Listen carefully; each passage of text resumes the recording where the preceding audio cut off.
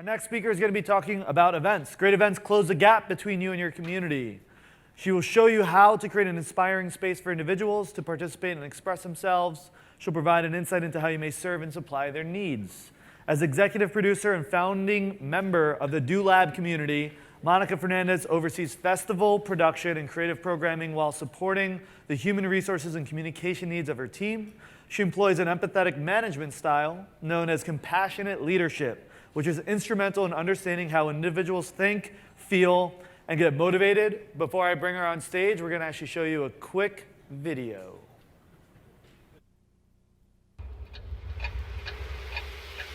When the tide kisses the shore, hold on to me.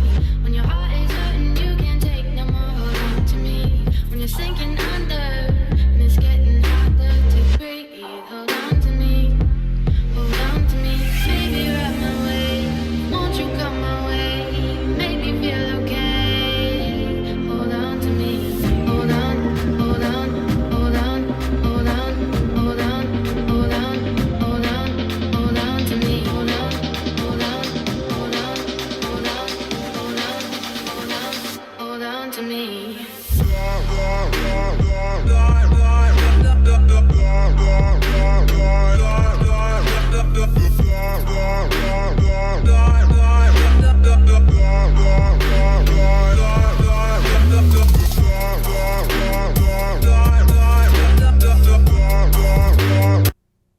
All right, please give a big CMX welcome to Monica Fernandez. You know how to read my mind, lost and it's too fine. Rush into my side to focus, to I know when you're feeling bad. Hi everyone, good afternoon. How's everybody feeling on the home stretch of 2 amazing days, I'm sure. Stoked to be here, tell you a little bit about what I do and how I work with community and events. As you know, my name is Monica Fernandez, and I'm executive producer at the Do Lab. We're an event production company based here in Los Angeles, actually quite close. When I drove here, the half mile, I was like, wow, I drove here. Okay, okay, next time. But anyhow, at Do Lab, we view experience as an art form. And so what that means for me personally is that phrase guides my approach when I'm doing anything, any of my responsibilities when it comes to our events. How can I create experience as an art form? Now, when we talk about events, there's quite a bit of elements, right? Events take a lot to put together. Pardon me? Events take a lot to put together. And, it's like whether you're doing a festival or you're doing a meetup or you're doing a street festival or whatever it is, it's kind of, it's the same soup. You have all the same ingredients, right? But it's like how you approach those ingredients, how you take the time and the attention to detail that makes them uniquely different. And so, starting out today, I'm going to talk through just a couple of the elements that I see as most crucial, most important, and how they tie into giving a really holistic sensory experience to your community, to your audience. And you can't do anything without a container, right? You need a place. This is like the physical house, the physical place where your community will come and gather. And so, when we're choosing to host an event, or many experiences within an event, we think about what kind of container we need to create the kind of experience that we're hoping for. So Do Lab is known for creating large structures, large colorful art structures. This is one of our newest ones. It's called the Wallapod. This container actually is a house, currently used as a house of gathering, of movement workshops, and presentations at a couple of festivals this summer. So this is an example of how creating a large circular space can give people the freedom to move around and the spaciousness to feel free, right? Another one of our structures, this is actually one of our first edition structures called the Pagoda, has been used in a lot of versatile ways. Here it's being used in a city setting and probably as an after party for a corporate event. The memory was a while ago. a lot of parties I planned. But then here you actually see it at one of our events used as a restaurant. So this is just a couple examples. I've got a few more to show you about how you can use a container and how it can be versatile. This is a structure of ours called Quinoa. And little side note, the creative director of the company, Josh Fleming, pretty much names the structures after whatever it is he's eating that moment. And so I think he was eating something really healthy that day. But anyhow, this is one of our most versatile structures. This is called Quinoa, and you see it here at the Coachella Valley Arts and Music Festival. But it's been so many places and used in so many ways. Here, it was used at Lightning in a Bottle, actually, as a yoga space, and probably that's the most frequent way we use it there. But then here at Coachella, you can see it was used as a dining room in their food court, a nice shaded place with fun colors to have people come in and sit down and eat some food. Here at Lightning in a Bottle, you can also see it being used as a classroom. And this actually kind of ties into something else I'll talk about today about collaborative programming in the classroom setting. But what I'm trying to convey is like one container can be used in a lot of different ways, and it's all about how you approach it and what experience you want to provide for your community within it. And now we're just talking about like structures so far, like these individual bright, colorful structures. But the container is anywhere where you're holding your event. You know, it could be as simple as your venue. I recently did a corporate event in San Diego, and they really wanted something edgy and something neat and something out of this world, but it had to be in a city setting and it had to be in like a nightclub. Well, that can get really tricky if you want to get really creative. They tend to, you know, nightclubs are nightclubs and they don't have a ton of decor, but there was no budget for decor. So we just did a lot of searching and actually found this little gem in San Diego. It's called Vin de Syrah. And the designers of that venue, the art designers of that venue came in and they made it as if you had walked down the rabbit hole in Alice in Wonderland, and every element was so perfectly put together, and like the curve of the booths and the faux grass walls and all the teacups on the shelves.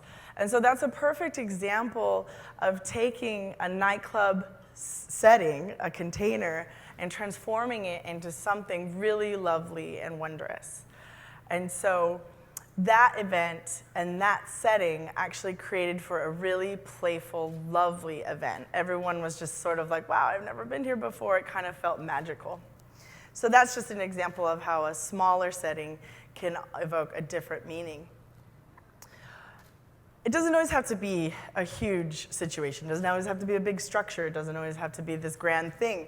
It can be as simple as bright, beautiful colors, fabric stretched from a tree, and allowing people to gather in close proximity that provides a more intimate, relaxing, warming situation. I don't think that this setup cost a ton of money, but I bet it was really effective. This is put together by a group that actually comes to the event to make a space. And here, this is another example of a restaurant dining room setting, but what I really like about this, and the point I think I wanted to make when I brought the photo up, was that if you see the way that the tables are arranged, there's not a ton of like back-to-back, right? Like there's a lot of interactivity, there's a lot of space for people to actually see one another, to engage, to look around the room, to view the decor. And so just as important as it is the actual container, the structure, the venue, it's like what you do with it inside as well. Right, it seems so simple, but things like that tend to get missed, and it leaves space in someone's experience, you know? So it's just the details. It's definitely in the details.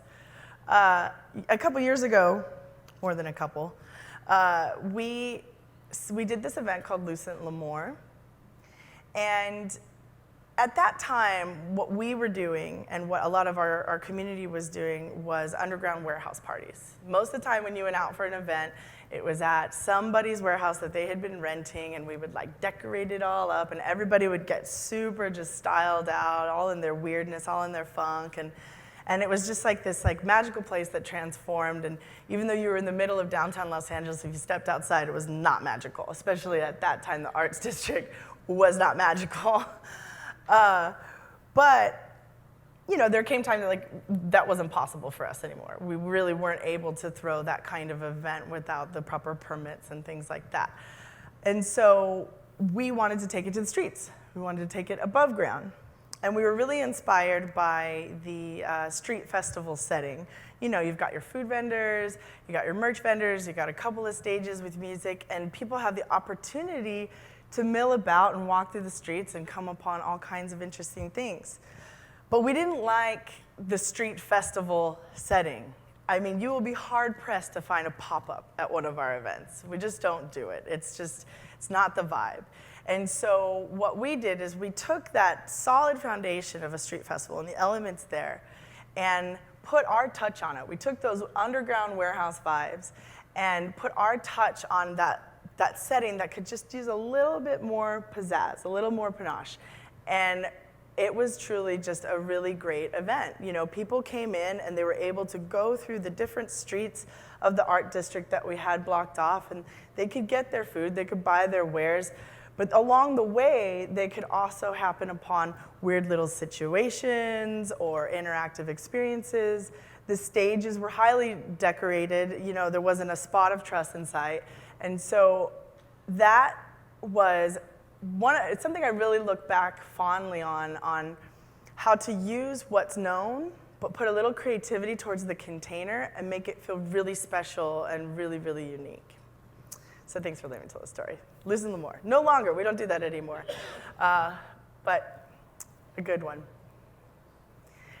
And so, second element I wanted to talk about today when we talk about events and providing a sensory holistic experience is once you've got the container, you got the people there, why did they come? What are you going to give them? What are they going to experience when they're inside this beautiful house that you chose or this very simple tree and fabric setting? How are you going to program it so that they feel enriched and inspired and connected to one another? And so I look at collaborative programming in 3 different sections or ways. When I set out to curate or program any area or any event that's in my charge, the first step is I sit down and I think about who I want to work with. You know, who's out there inspiring me? What have I seen lately that has really turned me on? Who do I want to talk to? Who do I want to get to know better? And then they get on the phone, I'm like, hey, can you come downtown, meet me, let's have a coffee, I want to talk about me and you and what we're doing and how we can work together. And so they come over and I get to share what I'm inspired by and they get to share what they're inspired by. And through that conversation, you can find the collaboration on how it's going to work with your event. So that's you collaborating with your programming. Many times, you know, presenters, entertainers, speakers, they know what they're doing. They do this. They've been out there. They're seeing what reaches people, So give them the chance to tell you what they think, how they see them entering the space, how they can enrich the space. Collaborate with them to build the vision together. I think with that method, the programming becomes invested in the success of the event if they feel like they're truly a part of it. Now, I wouldn't be like so turned on by like, hey, I want you to come, I want you to do this thing that I want you to do, and then when you're done, you know, enjoy yourself, have a drink at the bar, see you later. You know, I wanna like get in there, but that's my nature. I wanna be inspired by it. I wanna know what they're thinking. I wanna know how we can like take it to the next level. So I would just give them that opportunity to do that. And once you guys are all linked up and synced up and you guys are all pals and you go back to what you need to be doing, they then have the opportunity to collaborate with your community. You've brought them there. You're worried about the event. They're going to be there. They're going to be collaborating with your community within the event. We've got an event coming up soon, just about 2 weeks. It's called Dirty Bird Camp Out. And it is the real deal summer camp, set to the soundtrack of house music. And we've got every element that a summer camp had when you were younger. We've got water balloon tosses, dodgeball, tug of war, you name it, talent show, we got it. We also have all these really cool workshops where campers get to sit down. In this case, they're making chopsticks that they probably go take to the food vendor and use. So this event in itself is like just tried and true collaborative programming. Every participant has the chance to collaborate with the presenters, with the workshop leaders, with the camp counselors that we call it, on so many levels. It's just super fun. Everybody gets in there. It's a blast. But it's not always just so literal like that, you know, with people actually doing something. This is a photo from the event I was talking about in San Diego that had the mystical, magical venue that was transformed.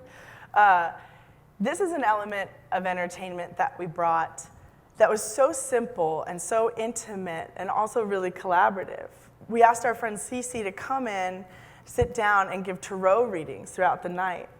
And the crowd, I had been briefed on the crowd, and I told them they're a little buttoned up and maybe not used to this kind of thing, not so into the mystic, but that they really liked to party. So I was like, okay, it's in there. They're opened, you know. And so she made her little booth, and she sat down, and like just had the longest line of any of the areas inside the venue. And I was floored by it. And I kept thinking to myself, like, what is it? What is it that made her so popular at the event? And I think it's just the simple invitation to have a moment, to interact, to share, to be reflected upon after that share. That kind of collaboration, like that kind of participation, people really don't get that invitation a lot, perhaps. But they did there, and so it really worked. So again, this is like an example of the programming collaborating with the community. But there's one more step in that thought. Back up just a little bit.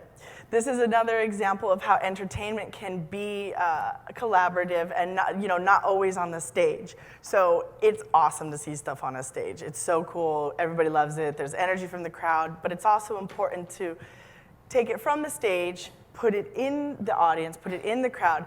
These guys are really cool. Those stilt creatures actually can like get down and talk to you and interact with you, and the characters are quite beautiful. And so that kind of like face-to-face interaction, that playfulness is something that people really enjoy, that I've seen. So back to the third part of the collaborative programming. So you collaborate with your programming collaborates with your community, and then what happens next? Your community collaborates with one another. So inside this beautiful container, within the setting that you've created, with the entertainment, the presenters, the programming, the workshops, whatever you've brought there, you've just opened the door and made it real easy for your community to collaborate with one another. So everybody gets to just sort of sit back and watch them play, right? I mean, what we found at Lightning in a Bottle, which has an extensive library of programming, a curriculum that we have of workshops and presenters and movement workshops and all kinds of stuff. People just want to interact with one another. They want to play. They want to be a part of it by actually being a part of it. And so here's just some examples of ways that plays out. Many of our containers, our spaces, the programming is set in a much more casual setting. It's much more intimate. The presenter might be much closer to the audience and the community. We find that workshops on relationships and one-on-one, that kind of intimacy really works. People really, really love it. Those are the most well-attended. And then this is actually a shot from the quinoa in a classroom setting, something called the Learning Kitchen, where it's this awesome element that we have at Lightning in a Bottle where we set up an outdoor kitchen, basically, and food presentations are given throughout the weekend, and then participants have a chance to actually taste and help make and reflect on one another about what's been created there. So here you have the example of community collaborating with one another. So, oh, and don't forget to have fun. You can collaborate by having fun. Just spinning a wheel and winning some pizza. That's a Dirty Bird camp out. So, these are just two elements, right? These are only two elements of what it takes to put an event on. But I think within these two elements, you can actually create a sensory holistic experience. We perceive the world through our senses. And we ask ourselves, how can we program an event inside of a container that can stimulate all of the senses? That people get the chance to touch, to see, to hear, to taste, to smell, so that they leave feeling really, really good. Maybe in wonder, maybe in satisfaction, maybe in excitement, So that's just my approach there. See, he's feeling it. He's so stoked. All his senses. So that's just a little bit about my approach. There's so many more elements that it takes to put on an event, as we all know, but these two are really important to me and to us at the Do Lab. So, yeah. Thank you so much for listening, and just give you guys a hug. Everybody just, aww. Thanks.